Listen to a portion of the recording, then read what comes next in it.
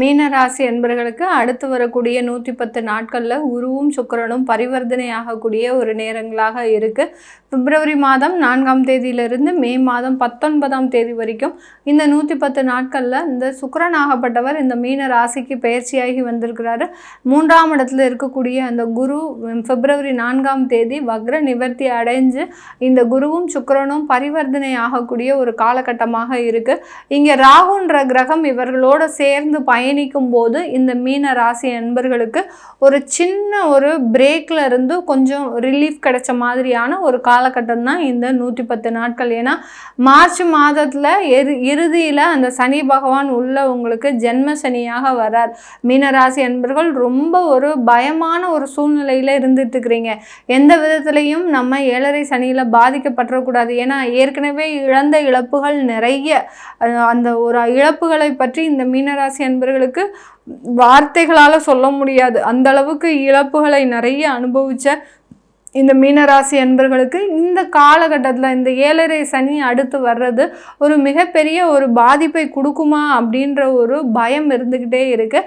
அதற்கு இடையில ஒரு சின்ன ஒரு பிரேக் கிடைச்ச மாதிரி உங்களுக்கு இந்த 110 நாட்கள் வந்து பார்த்திங்கன்னா ஒரு நல்ல ஒரு முயற்சிகளுக்கு ஒரு வெற்றியை கொடுக்கும்.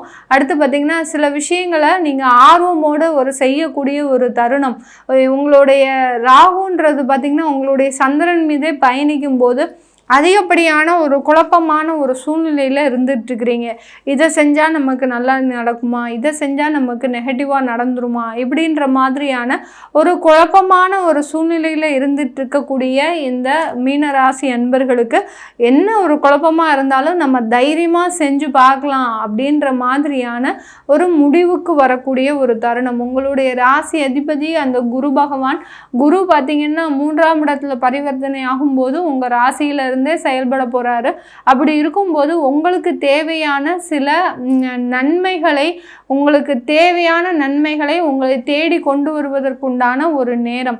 சில வாய்ப்புகள்லாம் உங்களுக்கு இந்த 110 நாட்களில் உங்களை தேடி வரும். தொழில் ரீதியாகவும் சரி, அலுவலக ரீதியாகவும் சரி, நீங்கள் எக்காரணத்து கொண்டும் இந்த 7.5 சனி ஜென்ம சனி அப்படின்னு ஒரு காரணம் காட்டி அதை நீங்கள் தவிர்க்க கூடாது. தவிர்த்தீங்கன்னா தேவையில்லாத பிரச்சனைகளை மாட்டுப்பீங்க. ஏன்னா இந்த சுக்கிரனாகப்பட்டவர் உங்களுடைய உபஜய ஸ்தானாதிபதி, அடுத்த அஷ்டமாதிபதியும் கூட. அதனால் திடீர் வாய்ப்புகள் உங்களை தேடி வரும். அந்த டயத்தில் நீங்கள் என்ன பண்ணுவீங்க, அந்த ராகு சந்திரனோட பயணிக்கும் போது ஒரு குழப்பமான எனக்கே இந்த ஜென்ம சனி நடக்குது, அப்போது நான் இதை செய்யக்கூடாது அப்படின்ற மாதிரியான அந்த வாய்ப்புகளை தவிர்த்துக்கிட்டீங்க அப்படின்னா அந்த கிடைச்ச வாய்ப்பு மீண்டும் கிடைக்காது இந்த மீனராசி என்பர்களுக்கு. அதனால் கிடைக்கக்கூடிய வாய்ப்புகளை பயன்படுத்துங்க. அது எதுவாக இருந்தாலும் உங்களுக்கு நல்லதாகவே தான் நடக்கும். இந்த மீனராசி என்பவர்களுக்கு எக்காரணம் கொண்டும் அதில் எந்த விதமான ஒரு பின்னோக்கி நீங்கள் நகர வேண்டாம். குடும்பம் சம்பந்தமாக சில பிரச்சனைகளுக்கு இந்த காலகட்டத்தில் தீர்வு கிடைக்க போகுது. யாருக்காவது விவாகரத்துக்கு வரைக்கும் போய் அங்கே அப்படியே ஹோல்டில் இருந்தால் கூட திரும்பி உங்களுக்கு குடும்பம் சேரக்கூடிய ஒரு சூழ்நிலை உருவாகும். அடுத்து பார்த்திங்கன்னா விவாகரத்து எனக்கு கிடைக்கல, எனக்கு விவாகரத்து வேணும் விரும்புகிறேன் அப்படின்றவங்களுக்கு கண்டிப்பாக நீங்கள் என்னென்னலாம் நினைக்கிறீங்களோ அது சாதகமாக நடக்கிறதுக்கு, உங்களுக்கு சாதகமாக விவாகரத்து வேணும்னா விவாகரத்து கிடைக்க போகுது, விவாகரத்து வேண்டாம் அப்படின்னா விவாகரத்து கிடைக்காம இருக்கிறதுக்கு நீங்கள் என்னென்ன பண்ணினாலும் அதில் ஒரு முயற்சிகளில் வெற்றிகள் கிடைக்கக்கூடிய ஒரு நேரமாக தான் இருக்கும் இந்த மீன ராசி என்பர்களுக்கு. இந்த மீன ராசி என்பர்களுக்கு அலுவலகம் சம்பந்தமாக வெளிநாட்டில் வேலைக்கு போகிறவங்க, இல்லை வேறு இடங்களுக்கு வேலைக்கு போகிறவங்களுக்கு எல்லோருக்குமே இந்த காலகட்டம் நிறைய மாற்றங்களை கொடுக்க போகுது. ஏன்னா உங்களுடைய 6ஆம் வீட்டு அதிபதியாகப்பட்ட அந்த புதன், சூரியன், 5ஆம் வீட்டு அதிபதி சூரியன், இதெல்லாம் பார்த்திங்கன்னா உங்களுடைய ராசியை நோக்கி நகர்ந்து கொண்டு வந்துட்டு இருக்கிறாங்க. அதனால உங்களுக்கு மிகப்பெரிய அளவில் இந்த 110 நாட்களில் வேலை சம்பந்தமான நிறைய முன்னேற்றங்கள்.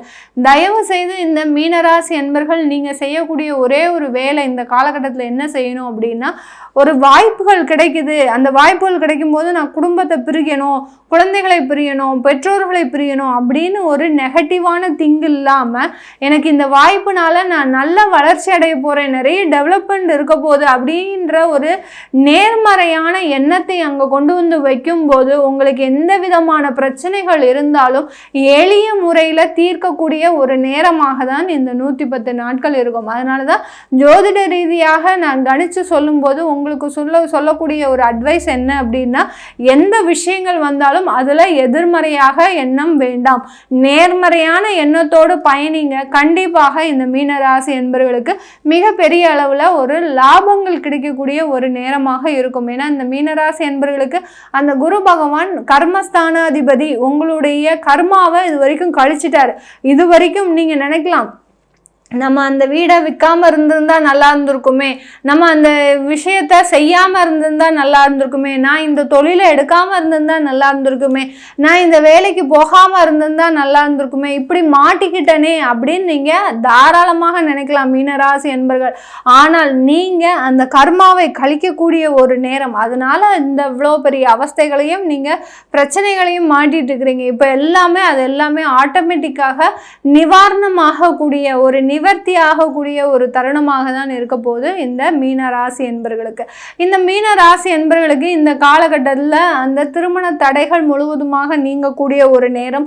திருமண தடைகள்னு பார்த்தீங்கன்னா நிறைய பேருக்கு திருமணம் வரைக்கும் வந்து கல்யாணத்தில் வந்து நின்றுருக்கும். அடுத்து பார்த்தீங்கன்னா திருமணம் ஆகி ஒரு 2 மாதம் 3 மாதம், அடுத்து பார்த்தீங்கன்னா மேக்சிமம் பார்த்தீங்கன்னா 6 மாதம் வரைக்கும் கூட அந்த திருமண வாழ்க்கை நீடிச்சிருக்காது. அந்த அளவுக்கு திருமணத்தில் ஒரு மிகப்பெரிய ஒரு தோல்வியை இந்த மீன ராசி அன்பர்கள் அனுபவிச்சிருப்பீங்க.